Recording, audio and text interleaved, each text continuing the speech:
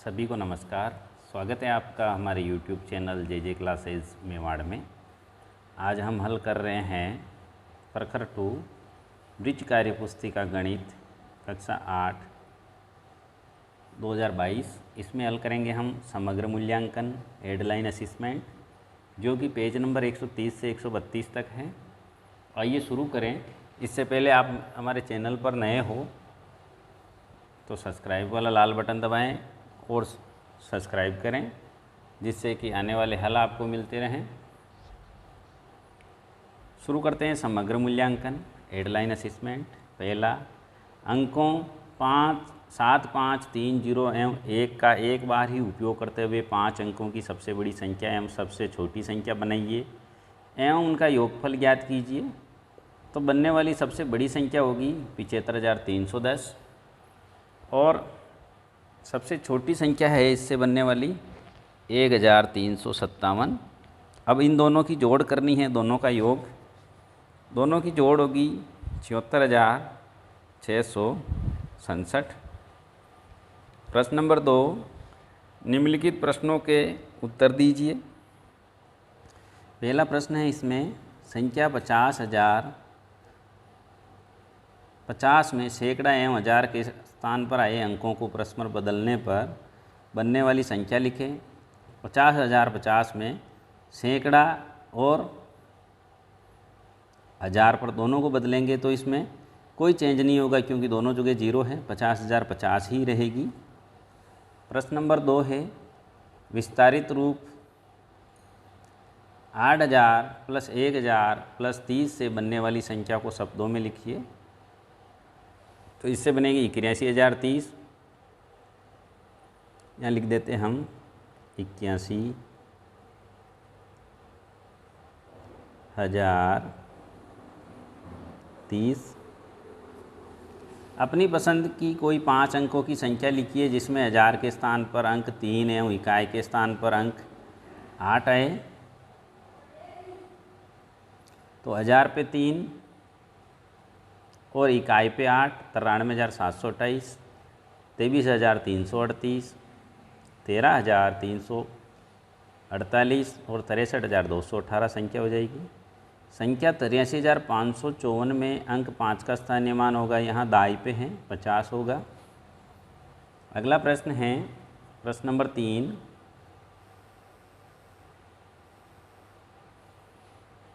निम्नलिखित संख्याओं को आरोही क्रम में लिखिए। 35,550, 42,220, 8,02,002 और 9,612।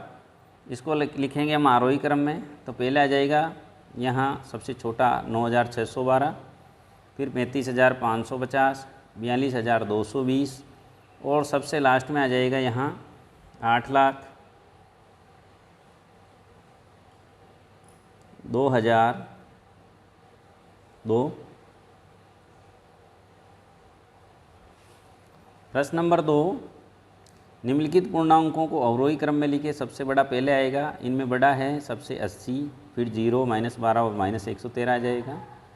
प्रश्न नंबर 4, निम्नलिखित संख्याओं के सार गुणनखंड लिखें। 24 और 72 के लिखने हैं। 24 के देखें 1, 2, 3, 4, 6, 8, 12 और 24। 72 का होगा 1, 2, 3, 4, 6, 8, 12, 24, 48 और 72। 48 और 96 के होंगे। 48 का है 1, 2, 3, 4, 6, 8, 12, 24, 48 और 96 का 1, 2, 3, 4, 6, 8, 12, 24, 48, 96। प्रश्न नंबर 5, संख्याओं को 12, 32 व 64 का महत्तम समापवर्तीय और लघुत्तम समापवर्तीय ज्ञात कीजिए। तो महत्तम आएगा इसका 4, लघुत्तम आएगा इसका 384। प्रश्न नंबर 6 है, निम्नलिखित संख्याओं में कौन सी संख्या 3 व 9 दोनों से पूरी बात विभाजित हो सकती है। उन संख्याओं पर गोला लगाइए। ये संख्याएं हैं इसमें 612, 729 और 432। प्रश्न नंबर 7 हल कीजिए। 5/7 भाजक 5 + 1/2। तो इसको हमने हल किया तो इसका आंसर आया 1/7। 1/8 इंटू 12-8, 12 में से 8 गए 4 बच गए, तो यहाँ 4/8 यानी 1/2 आंसर। प्रश्न नंबर 3 है 2 सही 1/7 इंटू 6/11, तो इसका हल होगा 60/77 माइनस 27/11 प्लस कोष्टक 5/11 प्लस माइनस 4/11, इसका हल होगा माइनस 26/11। प्रश्न नंबर 8 निम्नलिखित मिश्रित भिन्नों को संख्या रेखा पे दर्शाइए। 4 सही 1/5 को लिखेंगे हम 3 और 4 के बीच, 4 और 5 के बीच यहाँ 4 सही 1/5। 2 सही 2/3 होगा 2 और 3 के बीच 2 सही 2/3। प्रश्न नंबर 9 है निम्नलिखित दशमलव भिन्नों को तुलना करके बॉक्स में छोटा बड़ा और बराबर उपयुक्त चिन्ह लगाइए। 6.2 और 5.23 में 6.2 बड़ा है। 53.21 और 53.21 दोनों बराबर हैं। 663.48 6635 बड़ा है। 265.1 265.001 में 265.1 बड़ा है। प्रश्न नंबर 10 हल कीजिए। 7.782 में जोड़ना है 0.63 प्लस 1.25, इनकी जोड़ होगी 9.662। 18.705 में बाकी निकालना है 15.1, इसका हल होगा 3.605। 6.25 को गुणा करना है 0.25 से, हल होगा 1.5625। 18.25 को भाग लगाएंगे 0.5 से, तो ये होगा 36.5। प्रश्न नंबर 11 रेणु प्रतिमाह अपने वेतन से 5% की बचत करती है। यदि प्रतिमाह वेतन 2500 रुपये की बचत करती है तो उसका कुल वेतन एक महीने में 2500 5% है, तो 10% होगा 5000 और 100% यानी पूरा वेतन होगा इसका 50,000 रुपये। 12वां है निम्नलिखित गणितीय स्थानों कथनों के लिए उपयुक्त समीकरण लिखें। किसी संख्या के दुगुने एवं 12 का योग 24 है। 2x + 12 दुगुना बराबर 24। संख्या x के 5 गुने में 3 घटाने पर 27 प्राप्त होगा, तो x का 5 गुना यानी 5x - 3 बराबर 27। प्रश्न नंबर 13 निम्नलिखित बीजीय व्यंजकों का मान ज्ञात कीजिए। यदि x बराबर 2 और y बराबर -3 हो तो यहाँ 5x - 2y का होगा 5 × 2 - 2x - 3 x square plus 2xy, इसका होगा बराबर 3। 2 × 2 + 2 + 2 - 3, इसका हल हो गया 10 - 6 बराबर 4। प्रश्न नंबर 14 है राहुल एक प्लॉट 5 लाख रुपए में खरीदकर 15% लाभ के साथ बेच देता है, तो प्लॉट का विक्रय मूल्य, तो 5 लाख में खरीदा, इसका 15% है 75,000, दोनों को जोड़ा 5,75,000 विक्रय मूल्य आ जाएगा। प्रश्न नंबर 15 है पैटर्न को समझकर खाली बॉक्स में उपयुक्त संख्या लिखें। तो यहाँ 1 और 5 को गुणा किया, 1 को 5 से 5, 2 को 5 से किया 10, 5 × 10 50,